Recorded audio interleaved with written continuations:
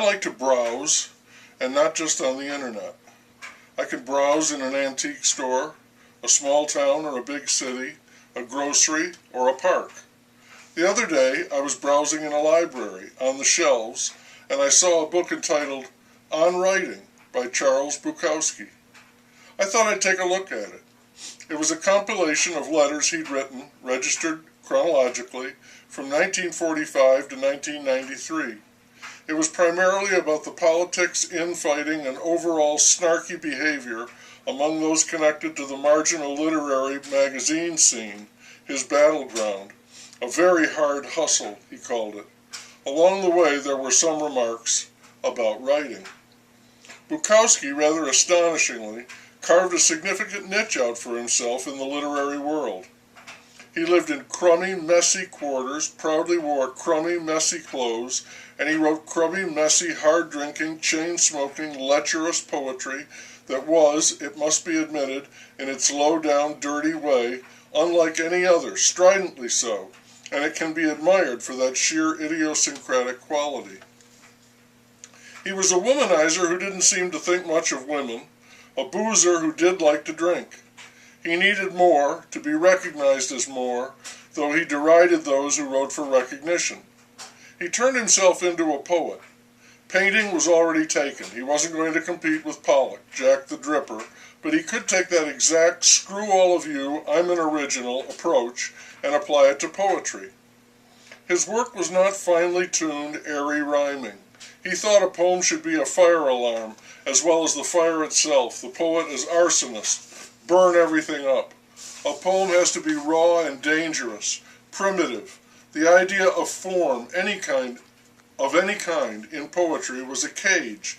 Poetry was made for freedom, absolute freedom, which meant that any restrictions, criticisms, or objections amounted to censorship. The poetry game played in the universities and coffee houses and most literary magazines was rigged, fake. The poetry game played in the alley was real, every nasty bit of it. Due to a shortage of funds, when no one else could get liquor, Bukowski could. He'd go into a store, put a number of bottles on the counter and say, I have no money. And the owner would say, then you'll get no whiskey. Bukowski would push the bottles away and bellow, you want these? Go ahead, take them. I'll take my goddamn business somewhere else. And the owner would put them on a tab that would never be paid. It didn't work in every store, but he only needed it to work in one. Bukowski called it an act of art.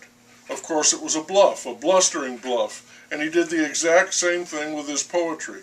A monstrous bluff he shopped around until he found someone who would take it. That hysterical screaming he rattled up from his gut and would believe it was poetry, believe it was a fiendish genius coming from a man whose artistic manifesto was, let's get drunk as shit and fuck.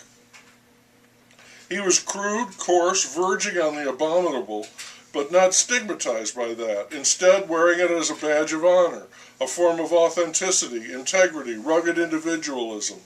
That was the image he sold of himself and his writing, and many people bought it wholeheartedly. His work was madness, all right, a good madness, great madness, magic madness, a calculated madness, loose, strange, and wild. The stranger and wilder the better. When his work met with disgust or hatred, he was thrilled. That is exactly the reaction to all great art, he would say. He used to say that it wasn't that he was a great writer, it was that everyone else was so bad. He'd consider his work as opposed to the pallid ineffectuality, he would call it the limp dick, of those he considered to be poets, living and dead. You could say he was a diamond in the rough, unpolished, certainly, but a true gemstone, unlike the paste and costume stuff fashioned by the others. See how it works? There's the niche. It's a brazen and successful argument.